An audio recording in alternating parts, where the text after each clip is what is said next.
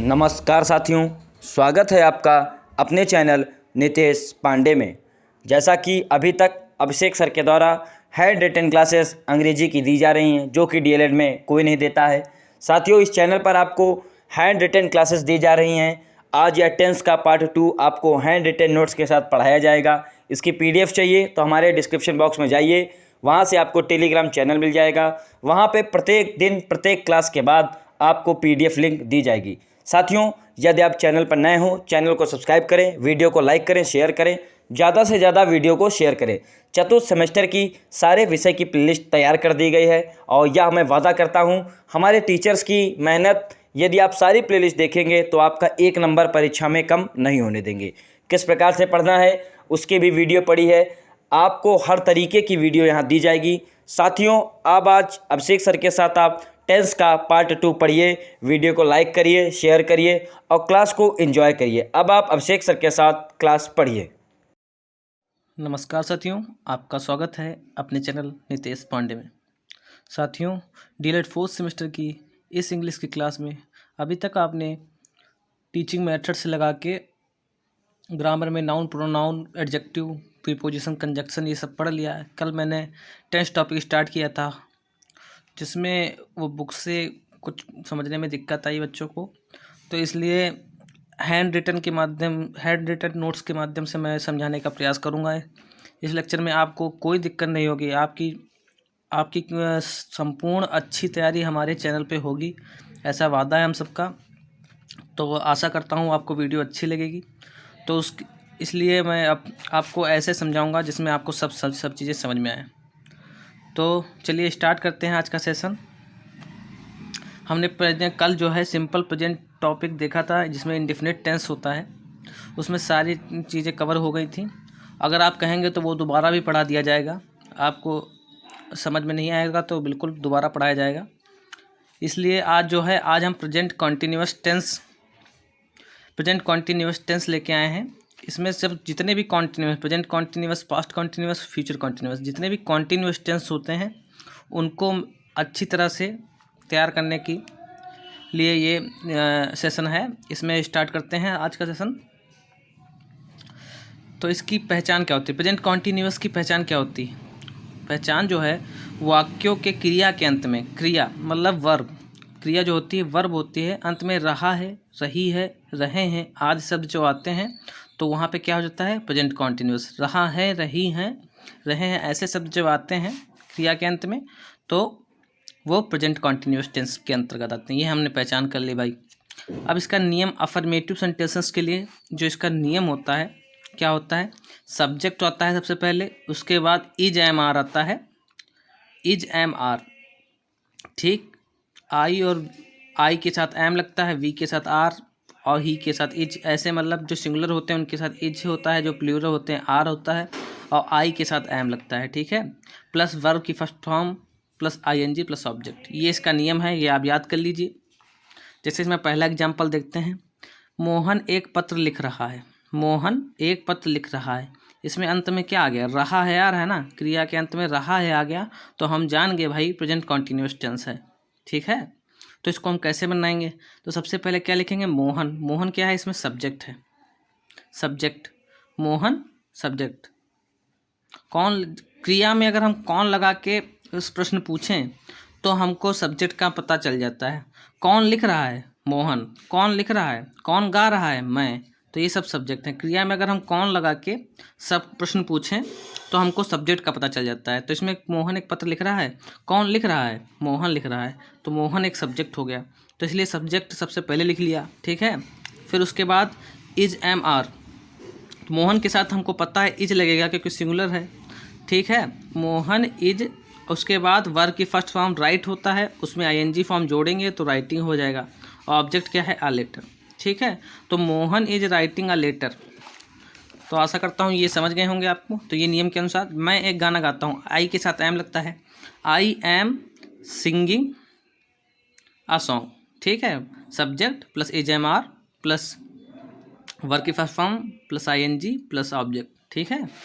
याद हो गया होगा। लड़के फुटबॉल का मैच खेल रहे हैं, द बॉयज़ आर, जब बाय प्लूरल आ गया तो उसके साथ क्या लगेगा? Are, playing a football match, ठीक है, तो ये आपको अफर्मेटिव सेंटेंसेस समझ में आए होंगे।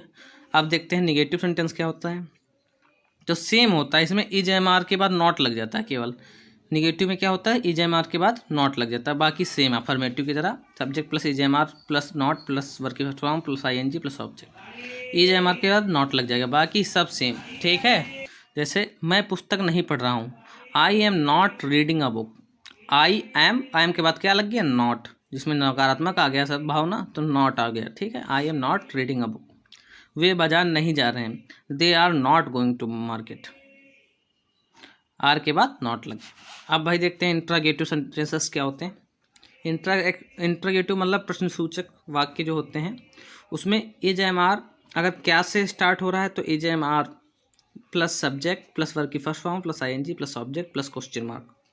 ठीक है, जैसे क्या लड़कियां कमरे में पढ़ रही हैं, तो इसमें जो क्या से प्रश्न पूछा गया है तो इज एम आर पहले आएगा। तो आर द गर्ल्स, क्योंकि प्लूरल है तो उसके साथ आर लगेगा। Are the girls reading in the room के बाद क्वेश्चनवाचक। तो सबसे पहले इज एम आर हो गया, फिर सब्जेक्ट हो गया द गर्ल्स, और फिर रीडिंग वर्ब की फर्स्ट फॉर्म प्लस ING और प्लस ऑब्जेक्ट। ठीक है, तो ये आपका आशा करता हूँ समझ में आया होगा। ऐसे क्या मैं एक पत्र नहीं लिख रहा हूँ, अब देखिए इसमें इंट्रोगेटिव प्लस निगेटिव आ गया, तो इसमें क्या करते हैं, is am are plus subject plus उसके बाद नॉट। इज एम आर के बाद नॉट नहीं आता, इज एम आर के बाद सब्जेक्ट आता है, उसके बाद नॉट आता है। ठीक है, जैसे क्या मैं एक पत्र नहीं लिख रहा हूँ, am I not writing a letter, तो इसमें सबसे पहले इज एम आर आया, उसके बाद सब्जेक्ट आया, उसके बाद नॉट आया, फिर राइटिंग मतलब वर्ब की first form plus ING plus object. ठीक है, और इसी इंट्रागेटिव वर्ड्स में, इंट्रागेटिव सेंटेंसेस में जो WH टाइप होते हैं, जिसमें बीच में प्रश्न सूचक शब्द होता है, उसमें क्या कहते हैं, जिसमें WH words plus is am are plus subject plus verb की first form plus ING plus object. नहीं समझ में आया, जैसे तुम वहाँ क्यों जा रहे हो, इसमें भाई क्यों आ गया सबसे पहले, तो सबसे पहले WH वर्ड्स, क्योंकि स्पेलिंग क्या होती है, वाई होती है, उसके बाद इज एम आर YR, उसके बाद सब्जेक्ट जा रहे हो, कौन जा रहा है, तुम, तो तुम जो है सब्जेक्ट हो गया, वो YRU, और उसके बाद वर्ब की फर्स्ट फॉर्म और प्लस ING, तो going there, YRU going there. ठीक है, अब अगला देखते हैं, तुम कमरे में क्या कर रहे हो, what are you doing in the room, तुम कमरे में क्या कर रहे हो, व्हाट आ गया क्या के लिए, are you doing in the room. तो ये आप समझ गए होंगे, ये केवल आप ये चीज़ याद कीजिए, बाकी सब आप कर लेंगे।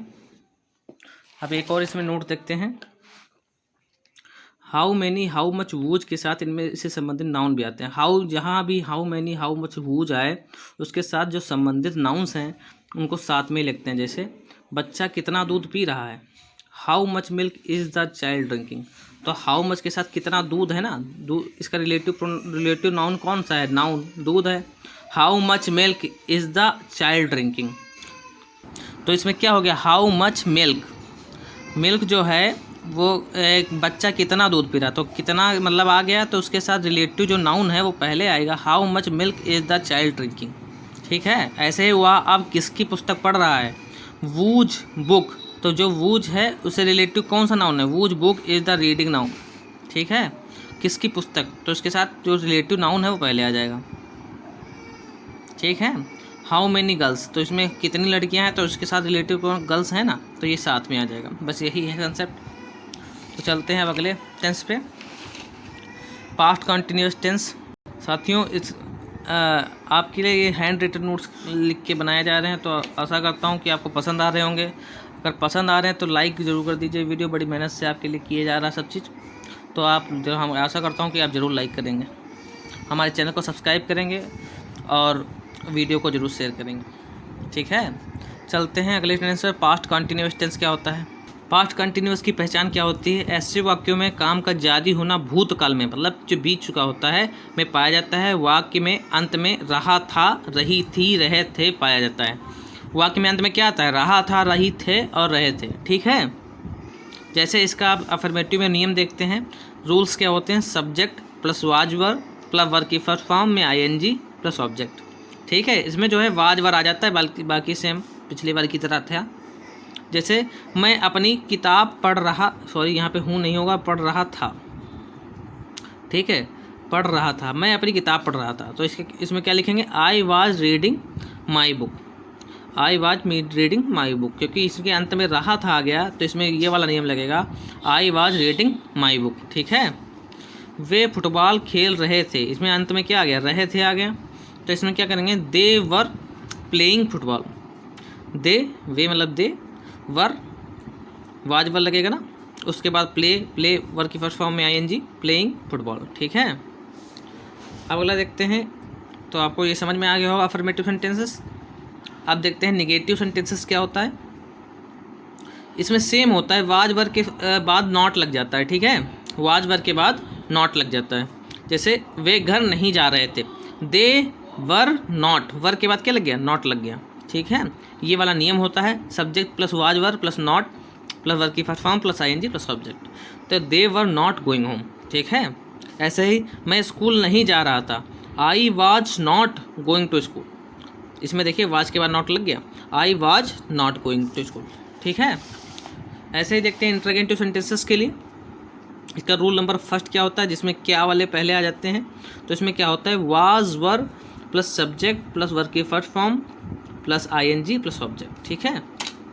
जैसे है, क्या मैं तुम्हारे साथ नहीं जा रहा था, क्या आ गया ना, तो इसमें सबसे पहले वाज वर आएगा, तो क्या मैं के साथ क्या लगता है, वाज लगता है, तो हम वाज पहले लगाएंगे, वाज आई नॉट, नहीं भी लग गया है, तो ये सबसे पहले ये वाला समझिए, क्या हम बाजार नहीं जा रहे थे, तो इसमें क्या हम के साथ क्या लगता है, वर लगता है, क्या लगता है, वर, तो वर वी, उसके बाद subject going to market, were we going to market, सबसे पहले वर, वाज या वर, तो हम के साथ वर लगता है इसलिए वर लगाया, उसके बाद सब्जेक्ट, फिर वर की first form plus ING plus object, ठीक है। इसके जस्ट सामने है were we going to market. अब देखिए, अगर इंट्रोगेटिव सेंटेंसेस में निगेटिव भी है, निगेटिव इंट्रोगेटिव सेंटेंसेस, जैसे क्या मैं तुम्हारे साथ नहीं जा रहा हूँ था, तो उसमें क्या करते हैं, वाज वर प्लस सब्जेक्ट, उसके बाद नॉट लगाते हैं, ठीक है। जैसे was I not going with you, was I not going with you, was या वर प्लस सब्जेक्ट, और उसके बाद अगर नकारात्मक है तो नकारात्मक लगा देंगे, नॉट लगा देंगे, निगेटिव लगा देंगे, उसके बाद वर्ब के फर्स्ट फॉर्म गो प्लस आईएनजी और प्लस ऑब्जेक्ट विद यू, ठीक है। अब रूल नंबर 2 जो WH टाइप होता है, WH words plus was were plus subject plus verb की first form plus ING plus object plus question mark. जैसे कक्षा में कौन रो रहा था, वो was weeping in the class, कक्षा में कौन रो रहा था, वो was weeping in the class, हो गया, ठीक है। इसमें सब्जेक्ट जो है वो ही होता है, कौन रो रहा था उसके स्थान पे आ गया, सब्जेक्ट नहीं है तो वो was weeping in the class, तो उसके साथ वर्ब की first form plus ING plus object, ठीक है। जैसे दूसरा देखिए, किसान अपना खेत क्यों नहीं जोत रहा था, क्यों आ गया, तो सबसे पहले क्यों लगेंगे, वाई, उसके बाद क्या है, वाज वर लगा दिया, उसके बाद आता है सब्जेक्ट, कौन जोत रहा था, कौन जोत रहा था, किसान मतलब ये सब्जेक्ट हो गया। Why was the farmer not, अगर निगेटिव है तो नॉट भी सब्जेक्ट के बाद आ जाता है, why was the farmer not ploughing his field, ठीक है। तो ये था। अब इसमें जो नोट है ये समझिए, हाउ मच, हाउ मेनी, वो संबंधित नाउन साथ में, जो पहले मैं बता चुका हूँ, जैसे कितने लड़के मैदान में खेल रहे थे, हाउ मेनी बॉयज़ संबंधित नाउन जो है इसके साथ में आ गया, were playing in the field, ठीक। बाकी सेम नियम रहते हैं, हाउ मेनी बॉयज़, उसके बाद were playing in the field, ठीक है। अब आ जाते हैं अपना आखिरी फ्यूचर कॉन्टिन्यूअस टेंस पे। इसमें क्या होता है, वाक्य के अंत में रहा होगा, रही होगी, रहा होगा, रहे होंगे आदि से पाया जाता है, ठीक है। इसमें अफर्मेटिव सेंटेंस देखते हैं, तो इसमें रूल क्या होता है, subject plus will be comma oblique shall be plus verb की first form plus ING plus object, subject plus will be oblique shall be plus verb की first form plus ING plus subject. जैसे मैं अपना पाठ याद कर रहा हूँगा, I shall be learning my lesson. तो आई क्या हो गया, सब्जेक्ट हो गया, उसके बाद आई के साथ शैल लगता है, आई शैल बी, आई और वी के साथ शैल लगता है, बाकी सबके साथ विल लगता है, ठीक है। और दृढ़ निश्चय के इस जहाँ पे दृढ़ निश्चय होता है वहाँ पे भी आई के साथ भी प्रतिज्ञा वगैरह हो जाए तो उसमें आई के साथ भी विल लगता है, ठीक है। I shall be learning my lesson, तो आई क्या हो गया, सब्जेक्ट हो गया, उसके बाद शैल बी हो गया, प्लस वर्ब की first form ING plus object. वह एक पत्र लिख रही होगी, she will be writing a letter, she will be writing a letter, जैसे वाह किएगा सब सी, उसके बाद विल बी प्लस वर्ब की फर्स्ट फॉर्म में ING प्लस ऑब्जेक्ट। ऐसे नॉट लगा देंगे, विल या shall plus not plus be, subject plus will या shall plus not plus be, ठीक है। विल बी शैल बी साथ में नहीं आता, पहले विल या शैल आएगा, उसके बाद नॉट आएगा, उसके बाद बी आएगा, प्लस वर्ब की first form plus ING plus object, ठीक। जैसे मैं कक्षा में नहीं पढ़ रहा हूँगा, आ गया तो समझ जाना फ्यूचर कॉन्टिन्यूअस टेंस है। आई शैल, उसके बाद not be reading in the class, हम गेंद नहीं फेंक रहे होंगे, we shall not be throwing a ball, ठीक है। तो आशा करता हूँ समझ में आया होगा। अब देखते हैं इंटरगेटिव सेंटेंसेस क्या होते हैं। इसमें क्या होता है, सबसे पहले क्या वाले देखते हैं, विल या shall plus subject plus be plus verb की first form plus ING plus object. जैसे क्या वह अपना पाठ याद कर रहा होगा, तो इसमें क्या होगा, विल ही के साथ लगता है, वाह ही के साथ विल लगता है तो विल पहले आएगा, विल ही सब्जेक्ट हो गया, फिर बी, फिर वर्ब की फर्स्ट फॉर्म लर्न हो गया, उसके साथ ING और प्लस ऑब्जेक्ट, ठीक है। अब जो WH टाइप होता है, WH वर्ड्स प्लस विल या shall plus subject plus be, तो विल या शैल के बाद सब्जेक्ट आएगा प्लस बी आएगा, ठीक है, प्लस वर्ब की फर्स्ट फॉर्म प्लस ING। जैसे मैदान में कौन खेल रहा था, वो विल बी, इसमें सब्जेक्ट कोई था नहीं तभी विल यहाँ पे सब्जेक्ट नहीं आया, वो will be playing in the field, ठीक है। जैसे वह अपनी पुस्तक क्यों नहीं पढ़ रहा होगा, वाई विल ही, वह सब्जेक्ट आ गया तो इसके बीच में सब्जेक्ट आ गया, why will he not be reading his book, ठीक है। तो आशा करता हूँ ये तीनों कॉन्टिन्यूअस टेंस आपको समझ में आए होंगे, प्रेजेंट कॉन्टिन्यूअस, पास्ट कॉन्टिन्यूअस और फ्यूचर कॉन्टिन्यूअस, तीनों करवा दिए गए हैं। अब अगली क्लास में परफेक्ट वाला करवा देंगे जिसमें आपका जल्दी से जल्दी हो जाए और आप अलग से भी पढ़ते रहिए थोड़ा बहुत, जिससे आज की तैयारी बेहतर हो सके। समय कम है, आपको अपने टाइम पे ध्यान देना है और बाकी ऐसे ही तैयारी करते रहिए, हमारे चैनल से ऐसे जुड़े रहिए। और इसकी लिंक PDF नोट्स के लिए आप हमारे टेलीग्राम चैनल ज्वाइन कर सकते हैं, वहाँ पे डेली PDF डाली जाती हैं। और ऐसे ही हंसते रहिए, मुस्कुराते रहिए और देखते रहिए द नितेश पांडे चैनल। चलो मिलते हैं अगले क्लास में, तब तक नमस्कार।